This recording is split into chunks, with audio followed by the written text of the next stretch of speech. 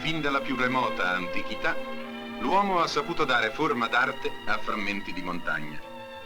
L'abbagliante purezza dei nudi scolpiti nel V e IV secolo a.C. da maestri greci, o gli innumerevoli sarcofagi istoriati romani, scolpiti da modesti ma espertissimi artigiani, dimostrano che l'arte sa far palpitare anche un sasso inerte e freddo. 200 anni prima di Cristo si iniziò lo sfruttamento delle cave italiane di Carrara, il cui marmo era chiamato lunense dalla vicina città di Luni. A differenza di quasi tutte le cave sfruttate nell'età classica, essa è molto lontana dall'estinguersi e fornisce tuttora ogni anno 250.000 tonnellate di marmo all'Italia e all'estero. Agli albori del 1500, Michelangelo Buonarroti, che aveva scelto il marmo del Monte Altissimo per la sepoltura di Giulio II, immaginò di dar forma di colosso a una di quelle vette, a richiamo e stupore dei naviganti. Il progetto sarebbe realizzabile ancora oggi, a 4 secoli di distanza, tanto questi inesauribili monti sembrano pronti a donare ancora per millenni frammenti del loro corpo vivo. Staccati dalla parete madre, col preciso taglio del filo elicoidale, i massi si abbandonano docili e quasi lievi nelle mani degli scalpellini che li pareggiano e li squadrano e vi si gingillano come coi dadi di una costruzione per bambini.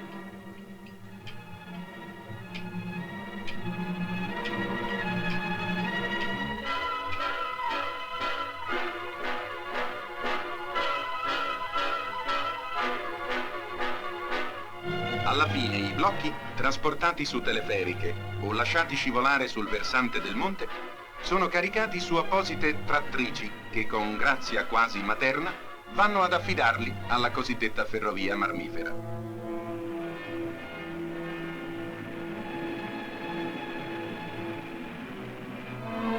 Questa allora li trasporta fino a Carrara, dove staccati per sempre dalla natura saranno consegnati all'arte e all'industria.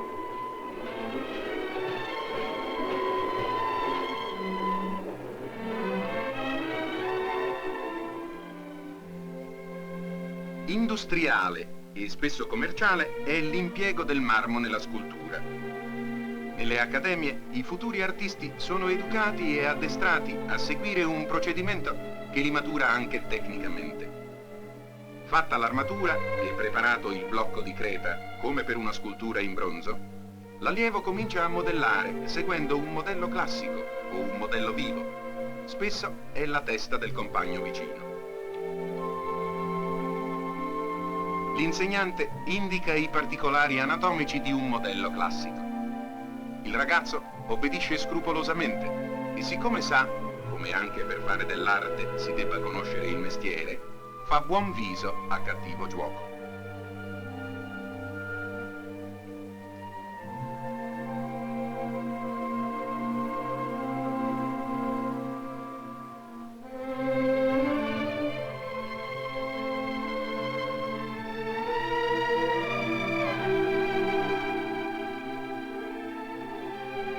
Finita la modellazione, l'allievo affida il lavoro al formatore, che la copre di un lieve strato di gesso sciolto in acqua tinta di rosa.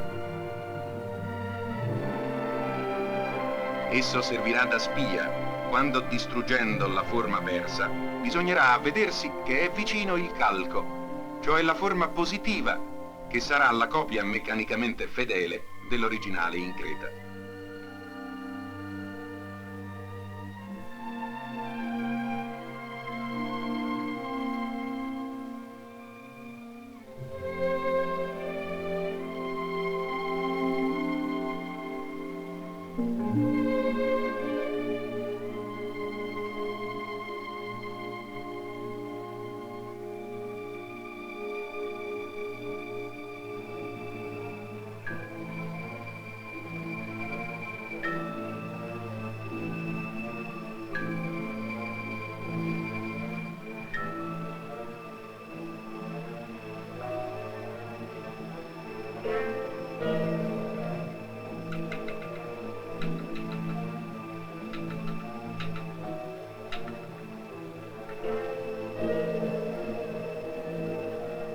Si avvicina il momento di aggredire il marmo.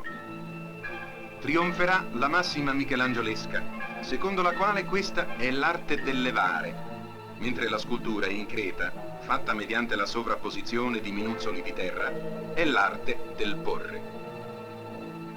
Ma i ragazzi che sognano di sostenere, secondo l'esempio dei grandi maestri, un corpo a corpo col blocco vivo, ancora sanguinante per il distacco dalla montagna madre, dovranno piegarsi alle esigenze della tecnica che sbarra il passo all'imprevisto.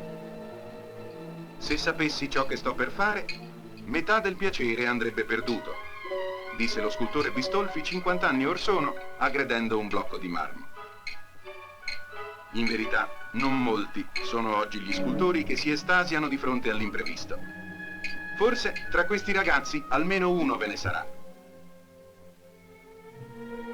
Imparato il mestiere, se avrà tanto estro, volerà.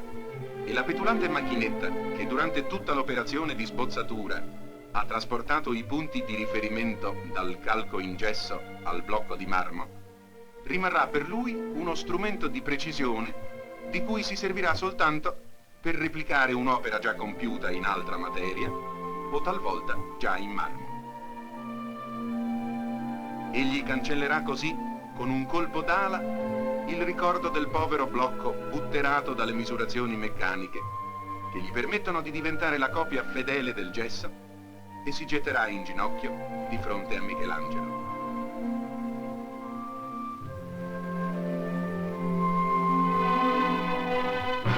Non ha l'ottimo artista alcun concetto, un marmo in sé non circoscriva col suo soverchio, e solo a quello arriva la man che ubbidisce all'intelletto. Questi versi di Michelangelo ronzano prepotenti all'orecchio, guardando il Mosè che egli scolpì verso il 1540 e che sembra si sia liberato dal blocco di marmo per virtù d'una forza soprannaturale. E il famoso ginocchio, che secondo una leggenda Michelangelo avrebbe colpito con uno scalpello, indispettito perché la sua opera non parlava, pare stia per scattare, così che Mosè possa lanciarsi tra gli infedeli e fulminarli col bagliore dello sguardo e la foga dell'ira.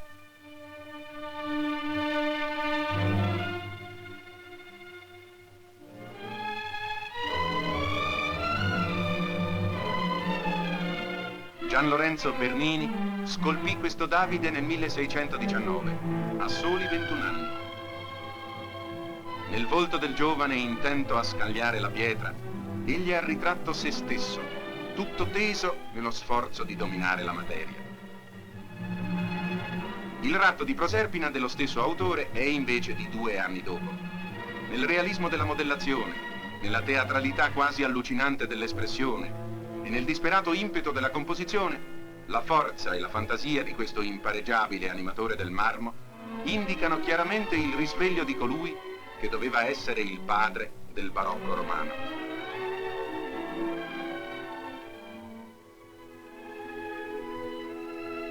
Il ritratto che Antonio Canova, il più classico di tutti gli artisti neoclassici, fece nel 1805 a Paolina Borghese, sorella di Napoleone I, nell'atteggiamento di Venere vincitrice, è l'immagine generosa e incantatrice, ma pur casta e staccata, dei versi scritti da Ugo Foscolo per esaltare l'amico scultore che aveva saputo dare al marmo la morbidezza e la flessibilità della carne viva.